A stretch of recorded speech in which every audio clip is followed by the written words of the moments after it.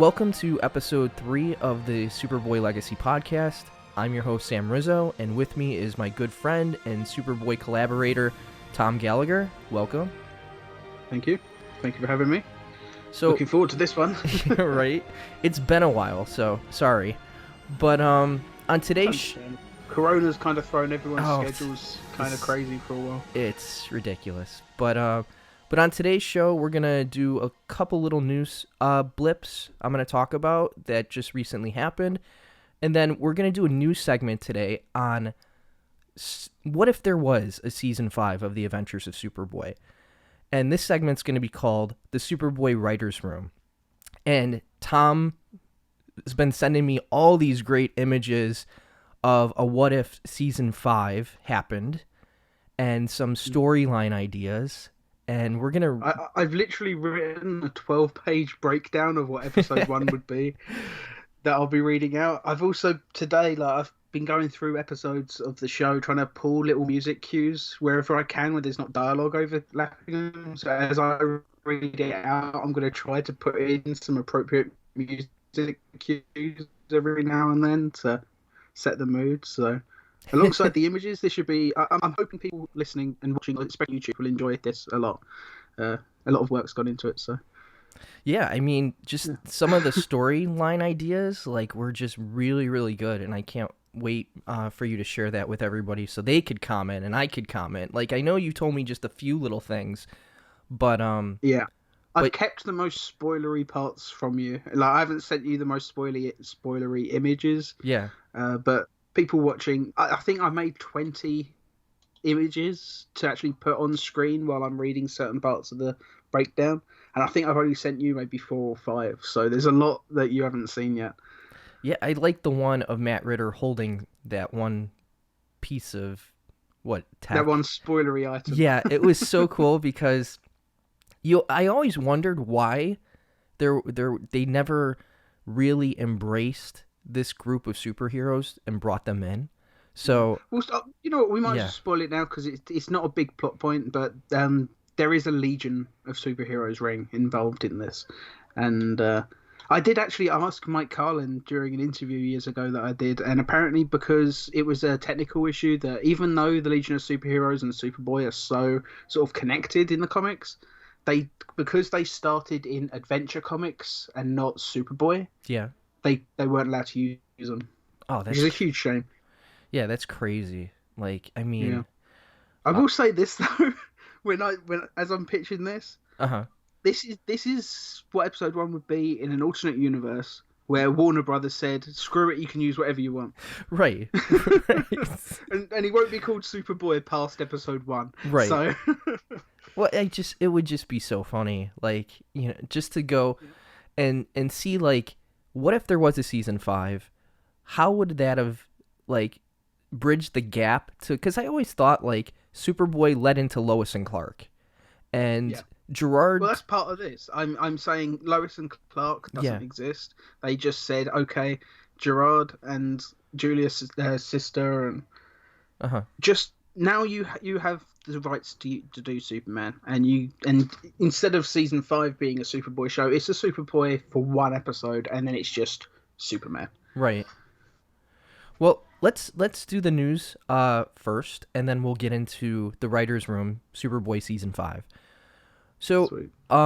Just recently, I was on an episode of the web series, which is available on YouTube, Mike Lemaire's On the Shelf. And I had so much fun doing that, talking about my collection. I know, Tom, you saw it. I watched it, yeah. It was really good. I enjoyed it a lot. Yeah, it was fun. It was a lot of fun. And since then, I think he's had 2 additional episodes. He had a Batman gentleman on there talking about his collection. And I didn't see what the new episode, the most recent episode, but if you go on YouTube and type in On the Shelf series, his channel will pop up. You want to look for a mild-mannered collector from Capital City. I think that's the title of my episode. And you could go and watch it. And I talked for about 40 minutes. I think it's one of the longer running episodes on there about my Superboy collection and how I've come to get a number of of my most prized possessions in my collection. So definitely you want to go check that out. It's also available on the website at superboylegacy.com, so you could go up there and check pretty much everything from the podcast to any one-off artwork that we've done, or posters or anything. So just go on superboylegacy.com and you could check. So there's the On the Shelf. My good. And you said it's 40 minutes as well. It does not feel like 40 minutes. It goes by so fast. I could have happily watched another half hour.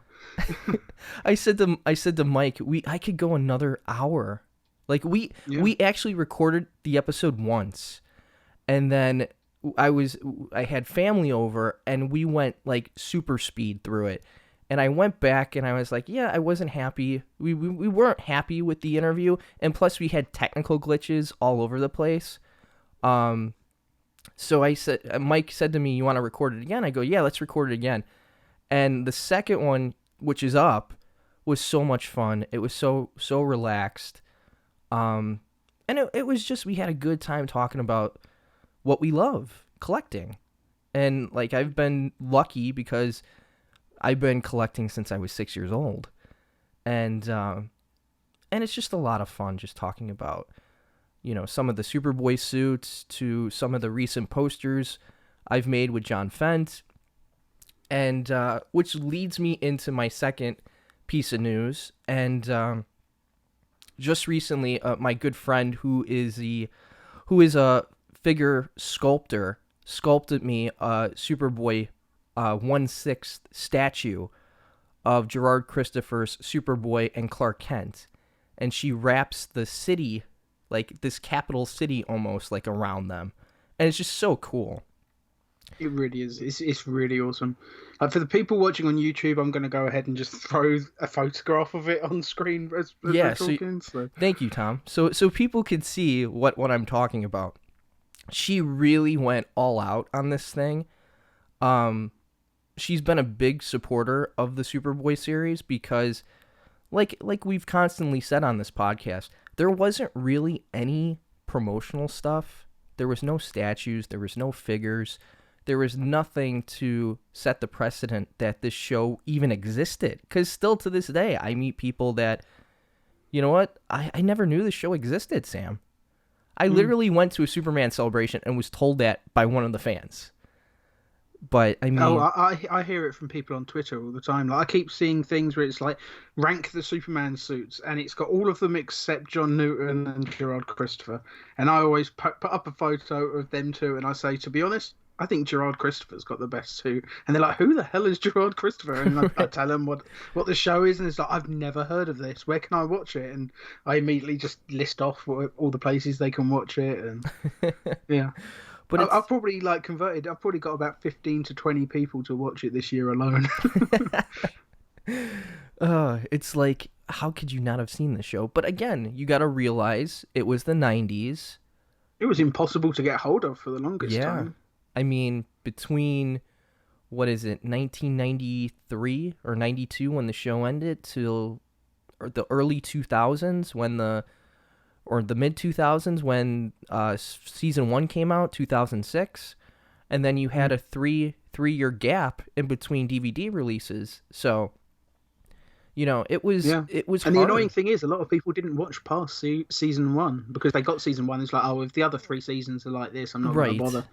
But oh man, if they've released seasons 2 through 4 first, I mean, the best way to watch it, to get a new fan to watch, I always say, look, start at season 3, and then you can go back and watch the previous seasons once you have an appreciation for how much better it got in season 3. Right. Because you don't need to know. All you need to know going into season 3 is who Bizarro is. Right. And that's it.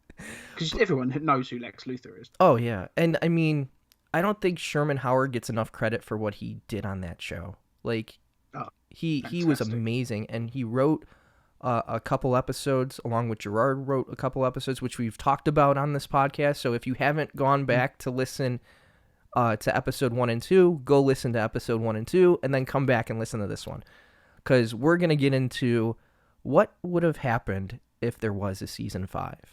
So this is our new segment, Tom. I'm going to let you take the reins because you wrote the treatment for episode 1. This is the Superboy Writer's Room, season 5. So, Tom, go ahead. Pitch me your episode 1 idea for season 5. Okay. I will first say, just since you just briefly mentioned how great Sherman Howard is as Lex Luthor, he's not in this episode. Okay. But stay tuned for episode 2 because that has a lot of Sherman Howard in it.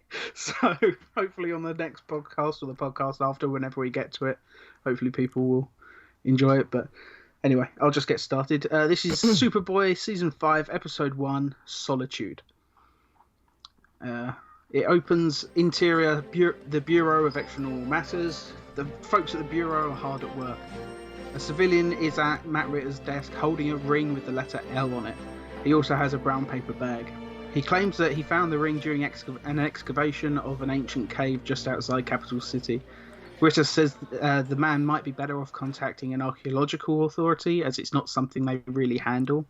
And the man said he's already had it tested, and the ring is over 1,000 years old, has a very slight radioactive signature that would have been impossible for the time period, as well as the style of ring being unlike anything made even to this day, with etchings along the side in a language that's unidentified. Matt looks intrigued and asks to see the ring closer. The man, while handing it over, says the weirdest part is the lettering along the inside of the ring, which uses modern-day lettering, which was not used by Native American tribes or... the letters basically are the kind used in English. Matt holds the ring and looks at it while the man also says he found this along with it. And as the camera sees the inscription on the ring, the man pulls a blue, red and yellow cloth from the bag. It's a torn piece of Superboy's costume, the S clearly recognisable. At the same time, the ring's inscription comes into focus. It says Kal-El. A dramatic music cue plays as Matt looks concerned. That's the end of scene 1. Cut to the new opening credits sequence for this new series. I don't know if you want to stop there for a moment or whatever. Any thoughts? Yeah. So there's a piece of Superboy or Superman's cloth. It's the front piece. It's like the chest piece. It's a chest piece. Ripped. Okay. And it was found. Yeah, it's been dated. It's over 1,000 years old. Interesting. And let's face it, Legion rings synonymous with time travel, so right. Some shenanigans have gone on there. What happened? Did Superboy get killed in battle, or something happened to him? It's a great teaser. That's a great setup for the season. That doesn't pay off in this episode. It's kind of a teaser for something that will happen later in the season. Okay. Because the Legion aren't actually in this episode, but okay. Yeah. Scene 2. Exterior, African jungle, day. Clark Kent is at the edge of a jungle thanking a tribe leader for allowing him to interview them when a car pulls up and a man gets out. The man tells Clark that a telegram has arrived for him, and he thought he should read it as soon as possible. The telegram is from a man named Bibbo Bibowski, an ice sea fisherman, an apparent old friend of Clark's from his days at Schuster University, even though we never saw him. He says there is a story that he might want to look into in the Arctic. Clark thanks the man for bringing him the telegram and tells him not to worry about taking him back to the airport, as he's arranged to travel back with the help of some explorers he met the day before. They shake hands and the man tells Clark to be careful on his travels and that he hopes they'll meet again. The man drives off and Clark says his goodbyes to the tribe before walking into the trees. The tribe go back to their business as Clark ducks behind a tree, removing his glasses and flying away, still dressed in his safari-style suit. Interior, Bureau of Extranormal Matters, Jackson's office, day. Matt Ritter, Dennis Jackson and Lana Lang are stood in Jackson's office looking at the torn piece of Superboy's suit and the Legion ring.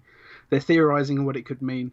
Jackson says it's probably an elaborate hoax, but Matt and Lana aren't so sure.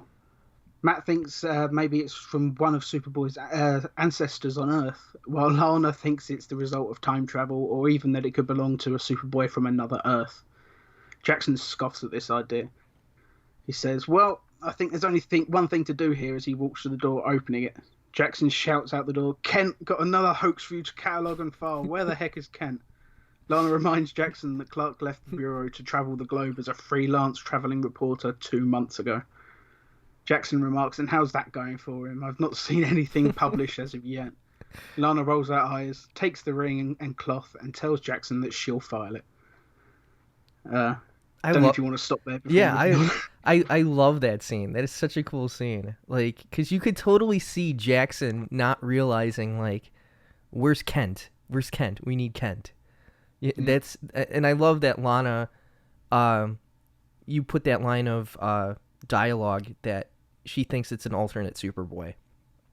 Yeah. Like, I like that. Like, I like how you're I wanted a little nod to Another Earth because right. I think at some point in season 5 we will have another Yeah. Rhodes episode. But it's cool to tie it back into those 4 episodes, the roads not taken and the roads to hell, because I mean those 4 episodes were fantastic, and to bring those back to the forefront in this and to tie it, like, I just think is perfect.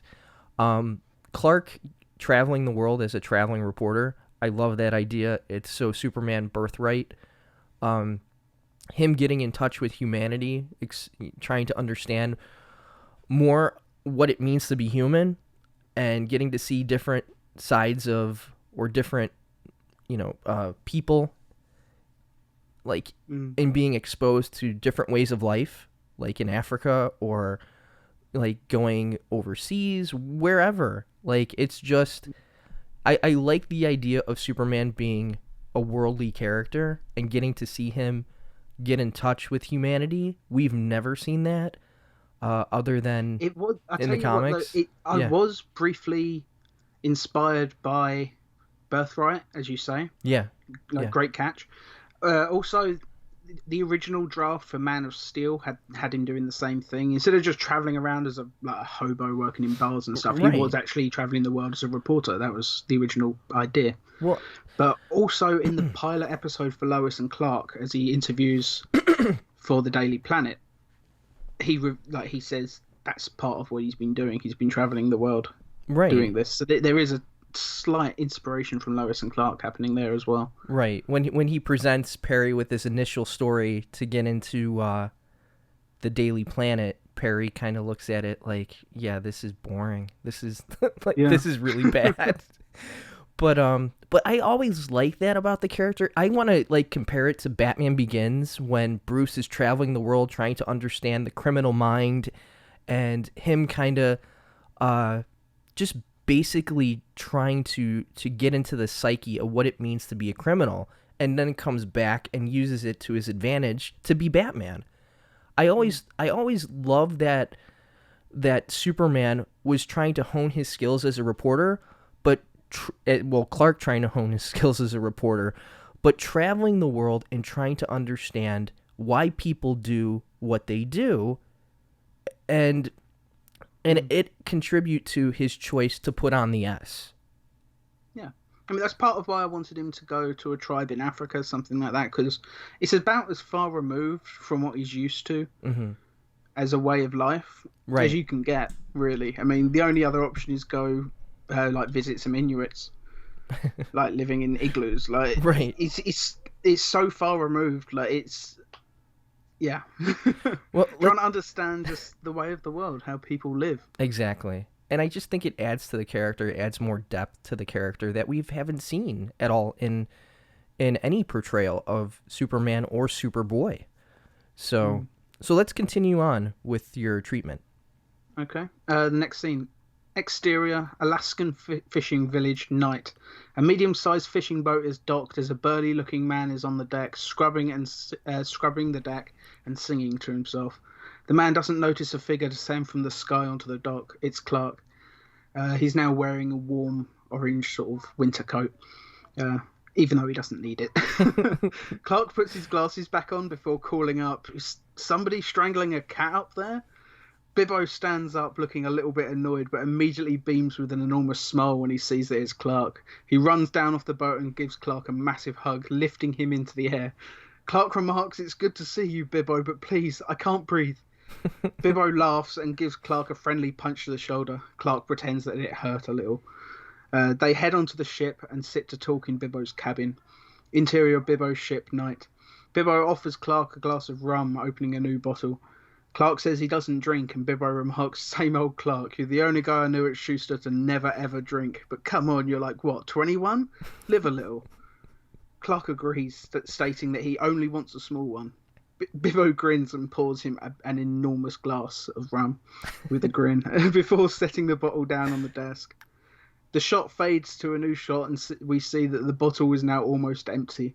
Bibbo and Clark are laughing, sharing stories of Schuster. Bibbo asks, whatever happened to TJ anyway? Clark tells him that he saw him a few months ago, which is what helped Clark decide to leave the bureau and pursue reporting.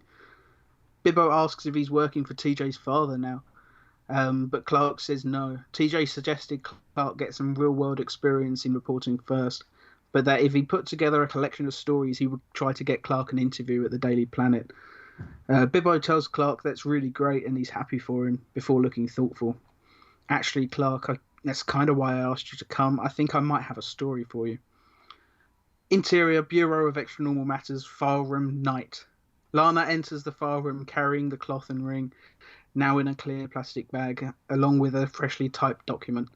As she goes to place the bag onto a shelf alongside a Cyclops skull, the ring glows for a second before disappearing, along with the piece of Superboy's suit. Lana panics a little, saying, no, no, no, no, no, to herself, rushing back to Jackson's office. Interior, Jackson's office. Lana tells Jackson what happened, and he asks angrily, you mean you lost it? Lana tells him it literally vanished before her eyes, and Jackson says, Miss Lang, objects don't just vanish. Ritter walks in asking what's going on. Jackson tells Ritter that Lana lost the items. Lana tells Matt what happened, to which Matt says, well, stranger things have happened around here. Jackson says, things don't just vanish. Matt reminds him of that slime thing that put Superboy into a coma a couple of years ago, telling him that vanished. Jackson says that was different. Matt asks how. Jackson says, I don't know. Lana gets annoyed and leaves. Yeah, I don't know if you want to stop there again. Yeah, we'll stop. A lot has happened. Well, the scene with Bibbo, like, that's great, because you could totally see Bibbo like doing that, and I love the line of him saying to Clark, "You're the only guy in college that never drank, so you're gonna drink with me now." It's like, you're 21. Yeah. Live a little. And let's face it, alcohol wouldn't affect Clark anyway. So right. if Bibbo wants to have a drink with him, have a drink with him. And Bibbo hitting Clark and him at Clark, I could totally see when you mentioned that in the story, I could totally see Clark wincing in pain, like and going, yeah, and just rolling his eyes. So yeah, the rolling his eyes, like, that's what I pictured. You know that episode where I can't remember the name of the episode, but some thugs are trying to beat up Clark and he's on the ground and they're kicking him in the stomach, and you just have that close up of Gerard's face as he just rolls his eyes. It's that sort of moment. It was that's a moment that I can't see any other actor playing Superman pulling off, but Gerard would have played that magnificently. Yeah, I mean, that it's just that you could totally see Gerard's performance and him just kind of rolling his eyes and going, okay, yeah, like, just going with it. But Lana filing away the S and the Legion ring and it just disappearing. And I love how you go back and you mention the Mindscape alien, which kind of was the Black Mercy.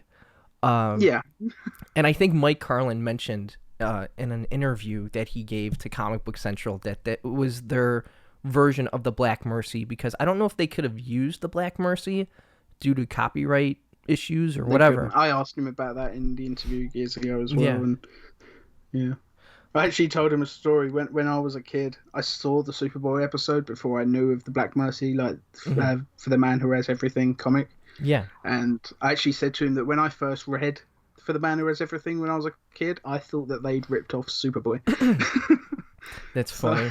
Funny. He laughed at that. Oh, that's so funny. The episode that we mentioned earlier where Clark keeps getting kicked in the gut as he's laying on the ground of that bar was called Revenge from the Deep. And that's in season 2. So that was a good episode. I really liked that episode. Yeah, had some good moments. Well, that's one moment I'll always remember. Like, oh yeah, that was funny. That was so funny. And then him getting up and using his superpowers to his super breath to blow like those people across the bar, and the bar basically getting completely like destroyed, and him taking out the money and going, "I'd like to pay for the damages." that was great. It's a very Superman 2 moment when he throws the guy into the pinball machine. Yeah, it's just funny. But let's continue. Let's continue on. Okay. Yeah, so Lana just walked out annoyed because Jackson's blaming her for losing the items, which, yeah, you would be annoyed. But Jackson's always been a bit abrasive, but yeah. Interior, bureau building newsstand day. Lana is walking out looking visibly annoyed. Ernie, the blind newspaper seller in the lobby, says, "Sounds like you had a bad day," as she passes by. Lana asks how Ernie knows. He said he's gotten used to reading people's emotions by the sound of their footsteps over the years, and he asks her what's wrong. Lana tells him that she doesn't know why she still works here. Since Clark left and with Superboy being missing for months, she just doesn't feel fulfilled working at the bureau anymore. Ernie whispers, "Funny how they both seem to leave at the same time, isn't it?" Lana pauses for a moment as Ernie smiles knowingly. She asks how long he had known. Ernie says, "Oh, since the beginning. A pair of glasses don't work so well on a blind man." Ernie tells Lana that she needs to find what makes her happy, whether that is Clark, Superboy, or something else entirely, and that she'll know when she finds it. Before we move on to the next scene, what do you think about Ernie always having known Superboy and Clark are the same person? I like that because there was a scene, I think it was in Road to Hell. It's been a minute since I've looked at those episodes, that Clark sped off and used his super speed, and like the newspapers all, whip up around Ernie. So I think probably after that moment, but like you said, I think he caught on very early that Clark was Superboy. But I mean, he recognizes people's voices. So right. if he speaks to Superboy even once and he speaks to Clark even once, exactly. Granted, Clark is a bit more softly spoken, but right. If anyone will have worked out Clark is Superboy, it's Ernie. Well, it's so funny because Ernie has the television behind him, so he's listening to the news cycle and can hear when Superboy talks. So when Clark says something to him, it's come on. Yeah, it's the same person. Yeah, it's the same guy. A pair of glasses is not it's not a great disguise when you're talking to someone who can't see them anyway. Yeah. But that's great. I love how you're utilizing the supportive staff in this first episode. Like, they're the ones like kind of initiating the action and what's going on.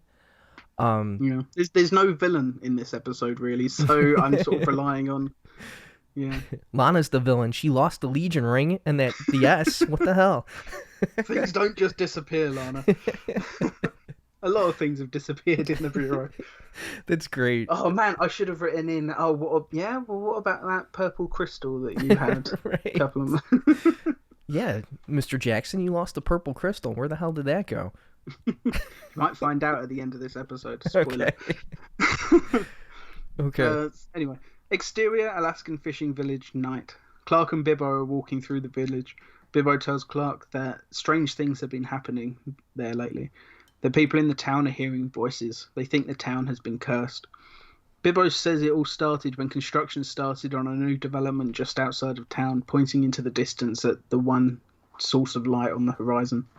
Bibbo asks if Clark will look into it. He explains that he has tried himself but just keeps getting brushed off, and that he's got to work as many hours as he can.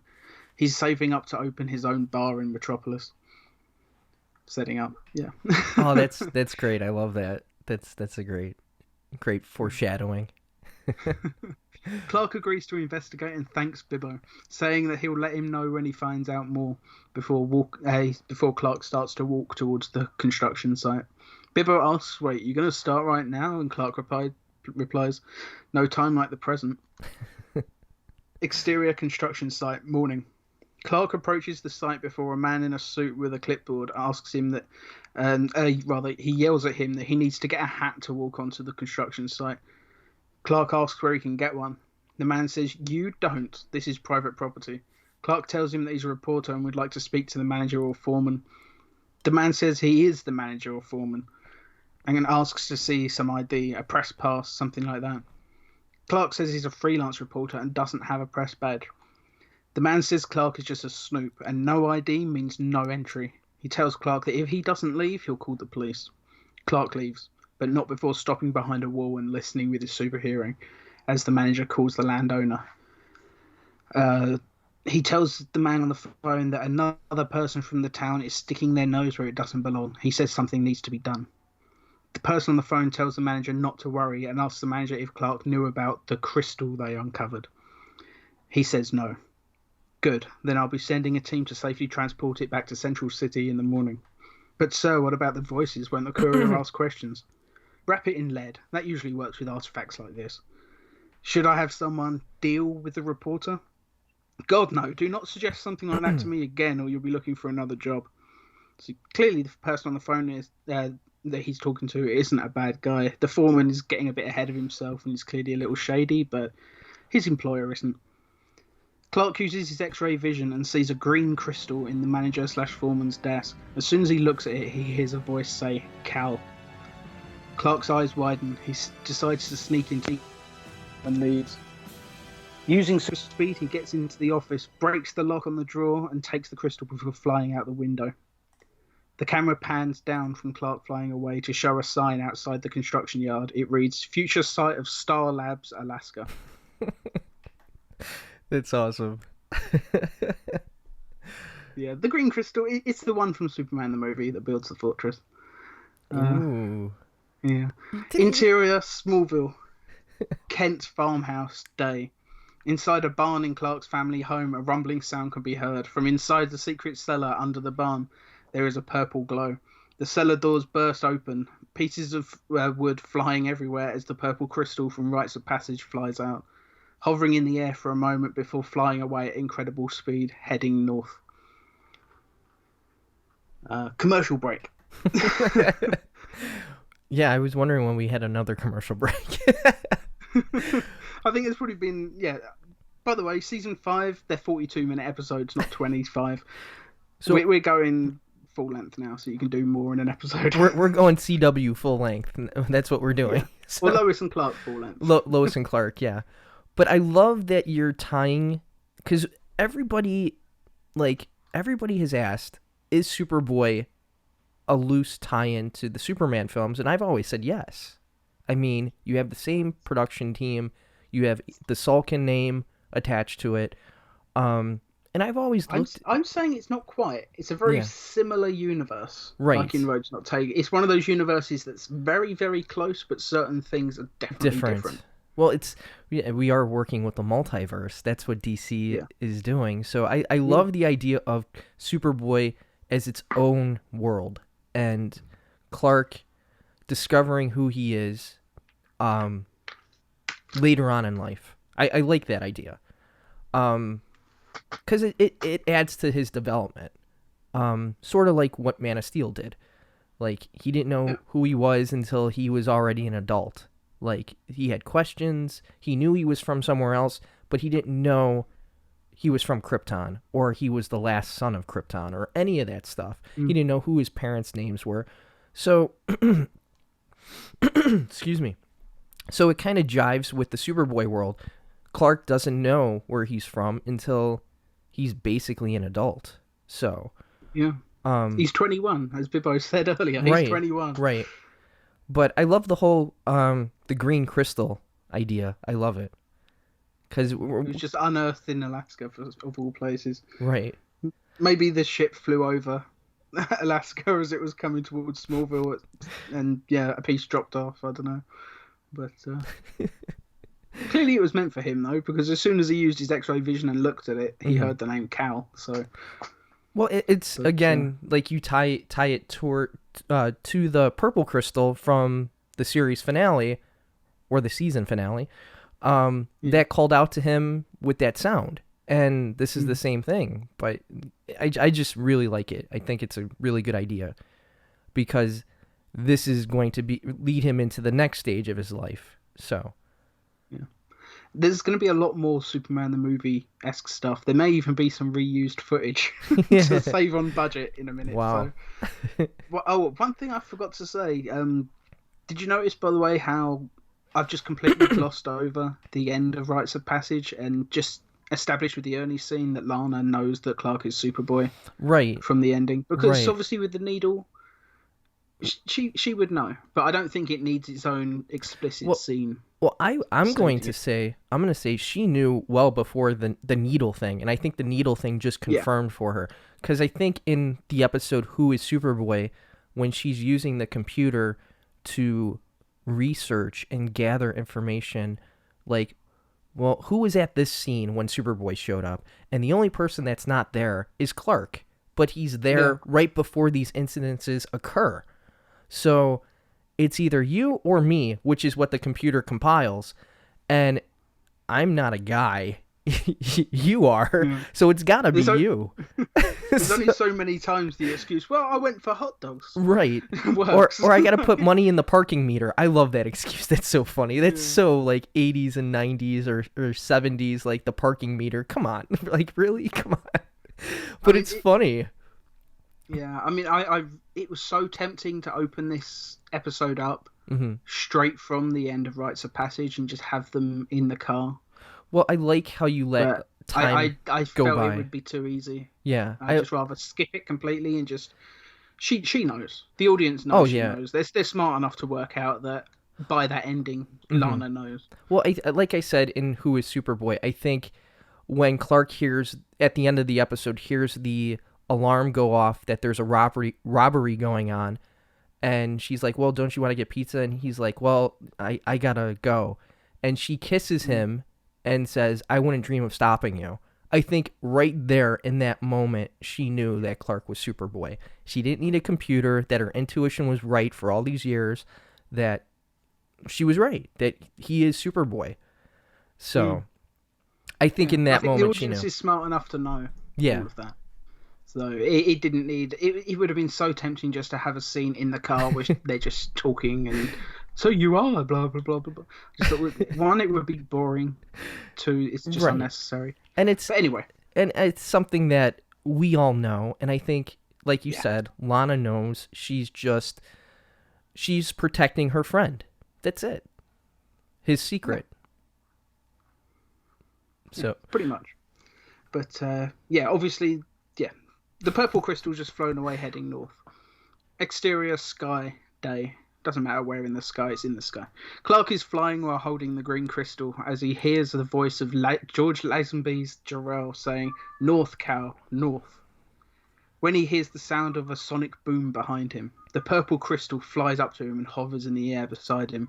Both crystals glow simultaneously and sort of pulsating, and you hear the Lazenby again say, "North."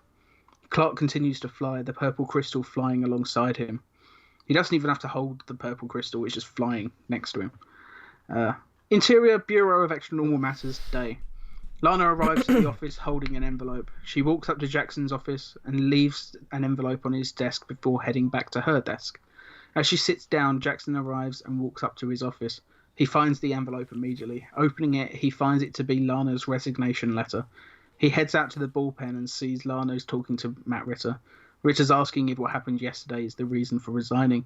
She tells him that while yesterday certainly didn't help, it's not the reason she's leaving. She wants to try something new. She's just not happy working there anymore. Ritter says he figured as much. With Clark gone and Superboy being missing, he expected she would have moved on sooner than she is. He also says that he'll miss her. And as far as he's concerned, if she does change her mind, she'll have a job waiting for her. Jackson has been listening and walks slowly towards them. He seconds Ritter's sentiment about her being able to return any time. He also apologises for snapping at her the day before and says that she doesn't have to worry about the 3 weeks' notice. She can continue working at the Bureau until she finds another job, whether it's sooner or later than 3 weeks. It's up to her. Lana thanks him. They hug. Jackson says, "I'll miss you, kid." So, since Jackson was a bit of an arsehole earlier in the episode, I just wanted right. a warmer scene because he wasn't an arse. He was kind of an arse, but at the same time, he was a good man. Right. I mean, and he cares about Clark and Lana, and like I think like in his own way. Yeah, I think like him apologizing for snapping at her, I think that's totally within character. Totally. Yeah. He snapped at them countless times. Right. I've lost count. Exterior. I've lost count. Yeah, so many times. It's stupid. But exterior North Pole night. Clark lands in the snow. He holds the green crystal and looks into it. He understands what to do. He throws it. The crystal sinks into the ice, and the Fortress of Solitude grows from the ice using clips from Superman the movie. Clark overlooks the fortress, the purple crystal still floating by his side for a moment, before it flies away inside the fortress. Clark walks towards it. Interior, Fortress of Solitude, night. Clark walks throughout the fortress, following the purple crystal. Clark stops at a point and the crystal begins to glow brighter and brighter, spinning faster and faster. In a burst of light, the crystal is gone, and the giant floating face of Jor-El smiles at Clark. My son, you've been patiently waiting, but it's time for you to finally learn who you are. Clark tears up a little. Ooh, I got chills. I got chills. Text on screen as it fades to black. 2 weeks later. Interior, bureau, building, newsstand, day. We see a montage of shots of Clark and Jor-El talking to each other, intercut with scenes of Lana job searching, interviewing, and finally accepting a job. We see her with a microphone on the street interviewing someone, a GCN van in the background. The montage stops on a scene with Ernie. Ernie asks her if she's back. She says no. She just came to collect her last paycheck. Ernie asks, couldn't they have just mailed it? And Lana says Jackson wouldn't pay the postage and chuckles. He's a cheapskate. He's total cheapskate. Yeah. Ernie wishes her luck and says that he'll miss her, asking how she got the on-air reporter job so fast. She tells him she's only a junior reporter at Galaxy Communications Network, basically the most junior of all the reporters at GCN. Ernie says he hasn't even heard of GCN till recently, and Lana says it's just starting up. Some rich businessman named Morgan Edge is running it. They needed on-air people, and she says she applied just on the off chance. But she's very excited about the opportunity. Ernie says he's rooting for her, and that he'll watch her whenever she's on television, because he's always got the TV on behind him, hasn't he? Right. So, he tells Lana that she should come back and visit when she's a big-time celebrity. Lana laughs and thanks Ernie, giving him a kiss on the cheek before leaving. So yeah, it's been 2 weeks that Clark has been in the fortress, but interior, Fortress of Solitude, night. Jor-El tells Clark about where Krypton was and the cause of its destruction, while we as the audience see a modified version of the scenes from Superman the movie. You know, where flying through the starfield, all the weird shit. Uh-huh. This time it's revealed that Jor-El believed that while Krypton's destruction was to occur soon, it happened much sooner than his simulated projections. We see Jor-El on Krypton looking at a holographic projector when the ground begins to shake. Jor-El runs out. As he turns his back, the holo projector switches to show the 3 dot symbol for Brainiac. When Jor-El's back is turned, it appears on screen, and then we cut away. Jor-El tells Lara that it's time. They tearfully place baby Kal-El into the ship. The scene cuts back to the fortress, looking at the face of Jor-El as he speaks. Jor-El tells Clark that he's proud of him, of the hero he's become, but also says the name Superboy is ridiculous for a 22-year-old. It's time for a change. We then cut from the face on the line, it's time for a change. We cut from the shot of Jor-El's face to see Clark has now changed into a new version of his iconic super suit, which uses the suit technology from the 1990 TV version of The Flash. He looks bigger, the new suit making him look more muscular than before, more manly.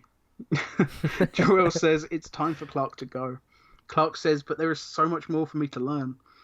Jor-El says that he'll be here, always, and that it's time for Clark to take the next step into adulthood.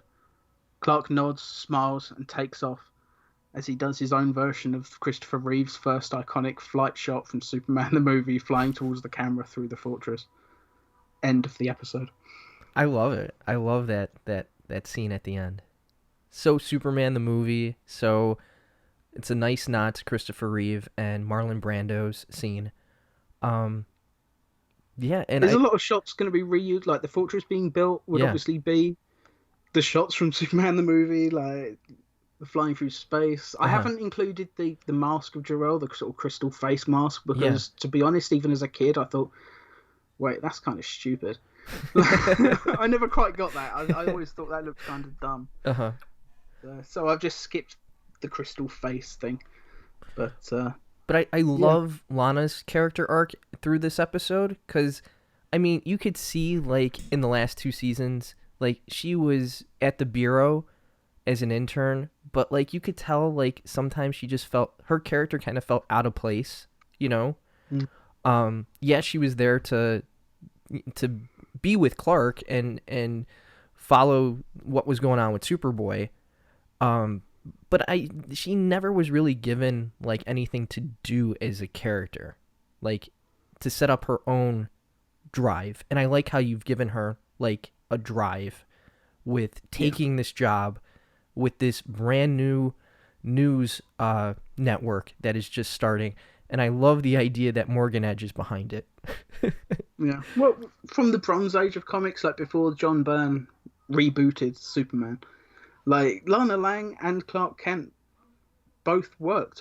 Actually, did they both work? I think they both worked for GCN, the Galaxy Communications Network, which is the TV news channel. Right. And yeah, so that's pulled straight from the comics. Like Morgan Edge owned that.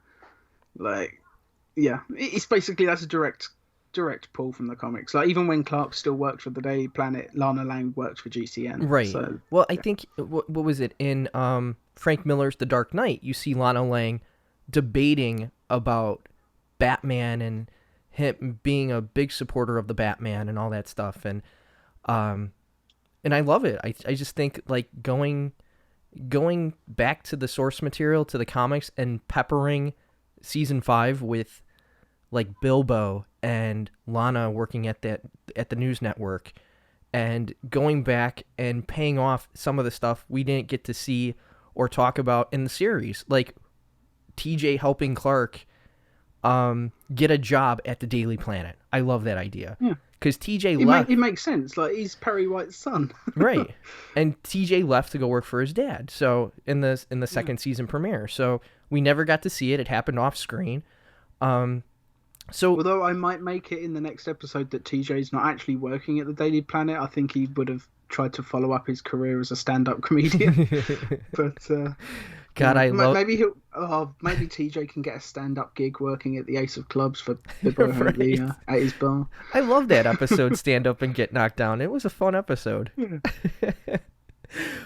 But I wanted some reference to TJ because he just sort of disappeared from the show in season 3 and 4. Like, by season 2, I mean, like he was just never mentioned again. Right, and which I always thought was a shame. And Jim Calvert, how he played TJ, I really liked the character. I just wish they would have gave him a little bit more to do, like him being the link. That was the only problem with the character. He just didn't have anything really to do. Right, but him being the link between Clark and the Daily Planet, like I love it. It just makes all the sense in the world, and that TJ wouldn't just write Clark off and their friendship off, that he would stay in touch with Clark in the background.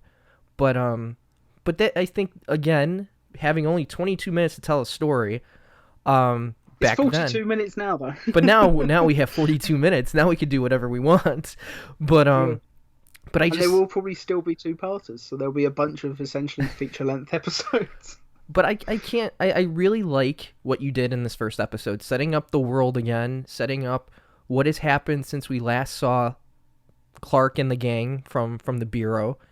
Lana basically knowing that we all knew that she knew that Clark was Superboy, but you didn't. Yeah. I love how you didn't, like you said, you didn't just.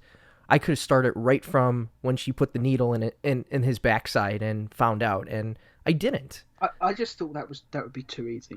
It was and boring and just unnecessary. I don't think the audience needs to see that. Yeah. Right, and I can't wait. It's not needed. Well, I can't wait to see what happens with the Legion ring and where did that go and what was the whole point of that, and like I mean I like definitely come up. Well, and maybe that would be like episode 5 or 6. Oh, that's awesome. So it will take a while to get there, but I love how you planted certain seeds and you set up like the rest of the season, you know. So, and it's just very, and you could, as you were talking, I could totally picture the scenes of Bilbo and Clark having a drink and sitting there and talking about the days of Schuster and hey, what happened to TJ? You know, I could totally see that. It was just a really fun episode, and I really look forward to the rest of season 5. And do you think it suffered from not having a villain to fight at any point? No, because I think think, yeah, the formula for each of the Superboy episodes was 22 minutes. We got to have a villain. We have to have an interesting story. But I think after everything that has happened in the 4 seasons of Superboy, I think this was the first time. I know we're kind of breaking format, but this was the first time where the characters can exhale and Yeah. kind I of think A Day in the Double Life is the only episode I can right. think that did it. There was no big villain. He had a few, obviously, Superman moments in that, but Right. And this is kind of the same thing in a way where Clark and Lana are kind of you're pushing the fast forward button on their life just a little bit, like one time. yeah, At one that's time what the montage is at for, one 'cause- time speed, you know. But I don't think it suffers from not having a villain at all, because I think the villain is time in this episode, and you're progressing these characters forward where they've kind of been stagnant for a while at the Bureau. Lana's moving on, Clark's moving to another stage of his life. So I think that's the gist of this episode is time is moving forward for our characters. They're becoming adults. I mean, they're already adults, but they're coming into their own in their careers and moving past the Bureau, past the safety net that is college. So Yeah. I think if I was gonna write an episode like in season 5, which I probably will, I would want to. Yeah, I would. That would be great if you could. I would. I've already got episode 2 plans, but Okay, past cool. that, I have no plans whatsoever. Apart from at some point do the Legion episode.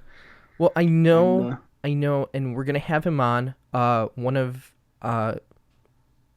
my good friends wrote an episode back in the day when he worked on the show, for a 2-part treatment for season 5. So I would love to interview him. Oh, if he can. And we could talk about it because his ideas were really, really good, and I can't wait to have him on the show and present those ideas to the Superboy fan community, because it was the stories were approved. They liked his treatment, but once he submitted the treatments, I think it was a couple months, like maybe 2-3 months later, I think is what he said, the show ended. So Yeah. but Warner Brothers just stopped approving scripts. Right. Killed the show dead. Right. But they liked his treatment. They liked the villain that he suggested, which was really interesting, and really it was something that we didn't see at all on the show. It was an original villain, and I really liked what he presented. Sweet. So yeah, we'll be talking to him in a future episode coming up. I don't want to reveal who it is just yet, but No, I can't wait. But yeah, we'll have him. That's super exciting. We'll have him do his story treatment in this segment, the Superboy Writers Room. Yeah. So I think it would, like, this episode 1. What was the title of this? Solitude? Was that the title you had? Solitude, Yeah. So Mostly because not only the Fortress of Solitude's in it, but Yeah. Clark is mostly alone. Yeah. Like he's away from everyone else, apart from when he's with Bibbo. Like, right. But I liked that you've turned Clark into, and I think Gerard could attest to this when he was writing his Wish for Armageddon, that Superboy and the Clark Kent character is a character of the world. And Gerard put Superboy in a real world, quote unquote, setting, because this character's actions, his powers, aren't just exclusive to Capital City. What he does affects the world, and it makes sense. Yeah. So I really like that you took Clark, and he's now a traveling freelance reporter. He's trying to collect stories that can get him the job at the Daily Planet. It makes all the sense. That's what he would be doing. It's very Superman Birthright. It's very Lois and Clark, like before he gets into the Daily Planet. It just makes all the sense. Well, I will say this: episode 2 takes place entirely in Metropolis. Ooh. Yeah, it's going to involve the Daily Planet. Mm-hmm. His first story for the Daily Planet, and the episode title is for the good of Lex, or for the good of Luthor. I haven't decided. Okay. Well, that's a great teaser. And with Yeah. Should we end this Oh, podcast one episode? last. Oh, go ahead. Go ahead. Before we do though, Yeah. who do you see playing Bibbo? Ooh. Wow. Because I was trying to think of someone who would be good that one could believably play young enough to have been at Schuster with Clark, but I mean, there's mature students. Wow. So he could be older, but I was trying to decide because Bibbo, he's always drawn one of two ways. Either he's very muscular, or he's fat, and it's never in between. So I've gone for, because I want him to be a slightly comedic character. I've basically gone. People who have been watching on YouTube will have seen my choice already on screen, but I'm thinking Chris Farley. Chris Farley, really? Yeah. I have have an out there choice. It was either him or John Goodman. Well, I have somebody that I think would be perfect, and we've seen him as a supporting character in a number of Will Ferrell's movies, like Step Brothers. He was in Guardians of the Galaxy as John C. Reilly would be my pick, because like I could totally see him sitting with Clark, having a drink. Was he doing a lot of acting around? He's not. Was he doing a lot of acting around 1993? No, I don't think so. I think he was just starting out. Let's see. I have his IMDb pulled up right now, so let's see. My other choice would have been Michael Clark Duncan, but he didn't start acting for another 2 years. Yeah, no, Michael Clark Duncan to me would be an amazing Bibbo. And I think at the time, John C. Reilly was just doing a lot of supporting roles. That's what I'm looking at on his IMDb right now. He was in Days of Thunder. He was in Out on a Limb, and they're all supporting roles. So it's not like he was just starting out too in the late 80s, early 90s. So like I totally think he would be attainable at that time. And I think he would just make a really good I can't say it. Bilbo. Because he has, yeah, I mean, he's Bibbo, he's not a hobbit.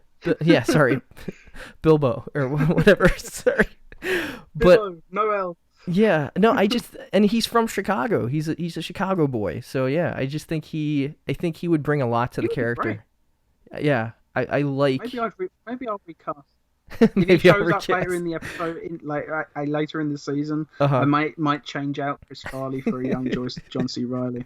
That's a damn good choice. Are you doing an Elia thing? This is a total Elia casting thing. I could just recast him after season 1. Right. He had plastic surgery. After season 1 of Superman, just different. Yeah, he gets plastic surgery and kills his henchman.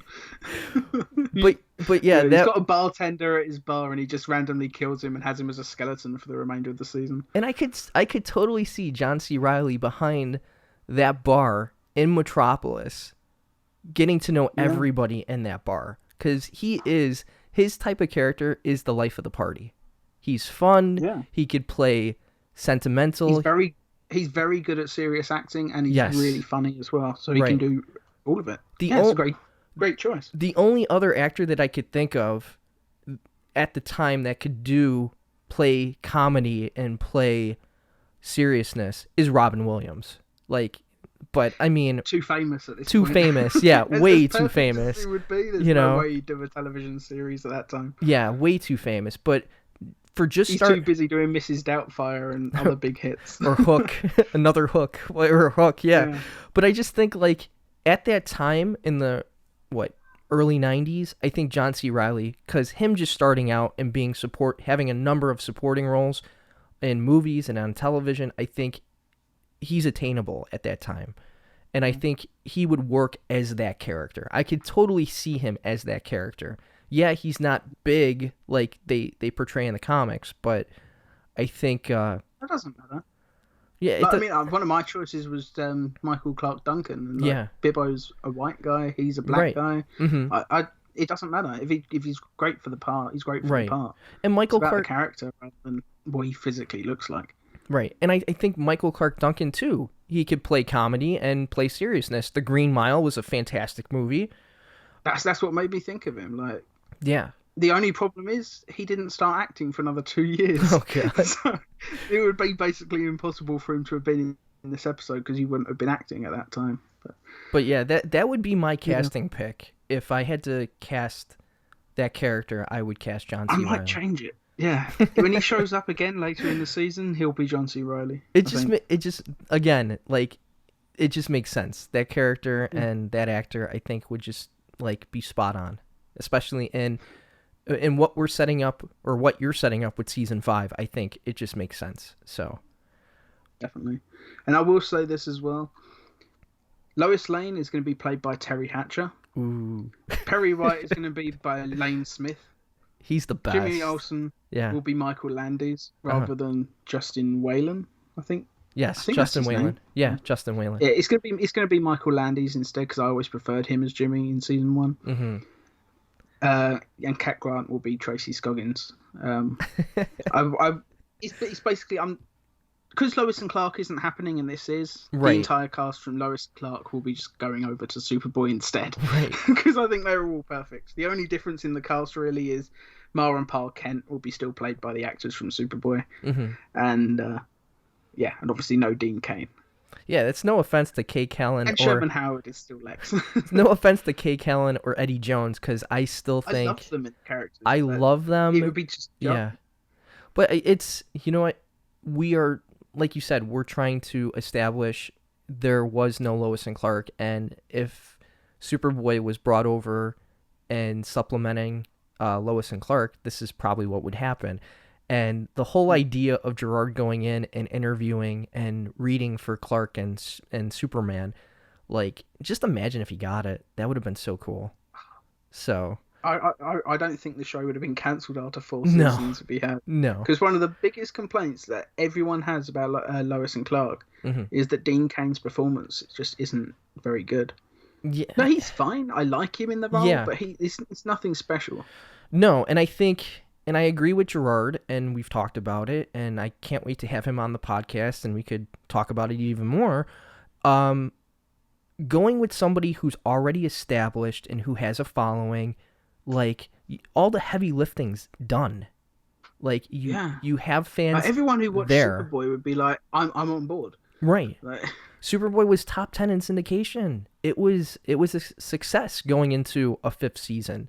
So having and setting up this first episode as this big, like, almost epic event that Superboy is becoming the Man of Steel, and marketing-wise would just be amazing. Like, you're doing a 42-minute movie on television now. So you're taking elements of Superman the movie, paying homage to them, but putting a Superboy spin to it. So, and instead of Lois and Clark basically pinching ideas from Superboy all the time, I'm now going to have Superboy season 5 pinching ideas from Lois and Clark. Right. But it's funny because Lois and Clark pilfered a whole bunch of stuff from Superboy, you know? So I know we always point to the Meteor one, but somebody did tell me a few months ago that apparently that was a George Reeves Superman. That was a George Reeves, yeah. But I think that's awesome that the same basic idea has been told in 3 different shows. Right, 3 different incarnations of Superman or Superboy. I mean, that's just awesome. I love that fact. But it's one of those ideas that Superman or Superboy loses his memory and has to rediscover who he is. Like, and you see it on camera, and you see the hero's journey in those 22 minutes of the adventures of Superman or Superboy, or the 42 minutes in Lois and Clark, and Clark's parents trying to help him get his memory back, or Lois trying to help him get his memory back. Like, there's funny scenarios, but yet, like, seeing him trying to deal with, how do I get my memory back? What are these powers?